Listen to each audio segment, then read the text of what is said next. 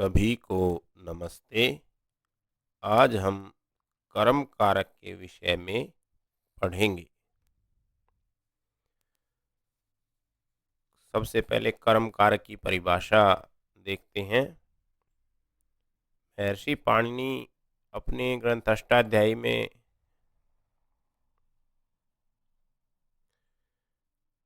कर्म कारक के विषय में लिखते हैं, कर्तुरिपसिततमं कर्म। तो इसके अनुसार कर्म कारक की परिभाषा यह होती है कि कर्ता क्रिया के द्वारा जिसको सबसे अधिक करना चाहता है उसे कर्म कहते हैं। तो अब इस परिभाषा को हम उदाहरणों में समझते हैं।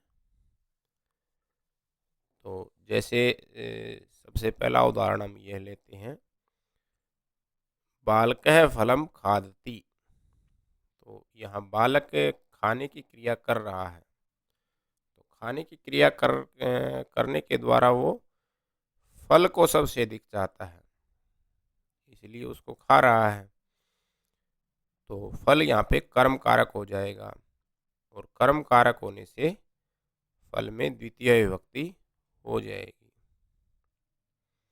कर्म कारक में द्वितीय विभक्ति होती है।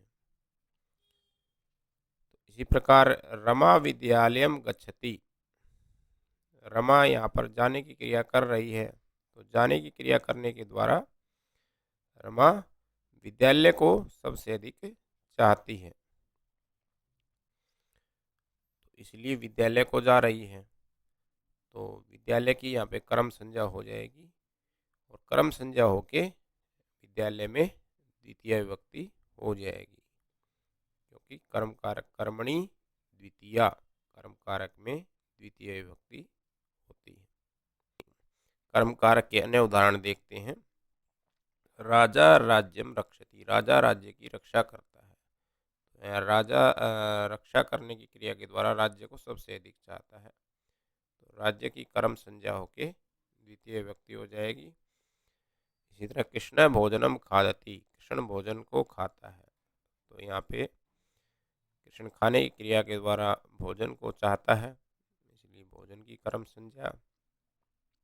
अहम ईश्वरम नमामि। मैं ईश्वर को नमस्कार करता हूँ। यहाँ पर मैं नमन करने की क्रिया के द्वारा ईश्वर को सबसे अधिक चाहता हूँ, इसलिए ईश्वर की कर्म संज्ञा हो जाएगी। त्वम पुस्तकम पठसि। तुम पुस्तक को पढ़ते हो। यहाँ पर तुम पढ़ने की क्रिया के द्वारा पुस्तक को सबसे अधिक चाहते हो, इसलिए पुस्तक की कर्म संज्ञा हो जाएगी। सह पत्रम स्पृशति। वह पत्र को छूता है। तो यहाँ पे वह छूने की क्रिया के द्वारा पत्र को छूना चाहता है, इसलिए पत्र की कर्म संज्ञा हो जाएगी। अहम पत्रम लिखामि। मैं पत्र को लिखता हूँ। मैं लिखने की क्रिया के द्वारा पत्र को लिखना चाहता हूँ, इसलिए पत्र की कर्म संज्ञा हो जाएगी। त्वम गृहम प्रविशसि। तुम घर को प्रवेश करते हो। तुम प्रवेश करने की क्रिया के द्वारा घर को प्रवेश करना चाहते हो, इसलिए घर की कर्म संज्ञा हो जाएगी। वयम ईश्वरम स्मरामः। हम ईश्वर को का स्मरण करते हैं। हम याद करने की क्रिया के द्वारा ईश्वर को स्मरण करना चाहते हैं, इसलिए ईश्वर की कर्म संज्ञा हो जाएगी। देवदत्त कार्यम करोति। देवदत्त कार्य को करता है। तो यहाँ पे देवदत्त के करने की क्रिया के द्वारा कार्य को करना चाहता है, तो कार्य की कर्म संज्ञा हो जाएगी।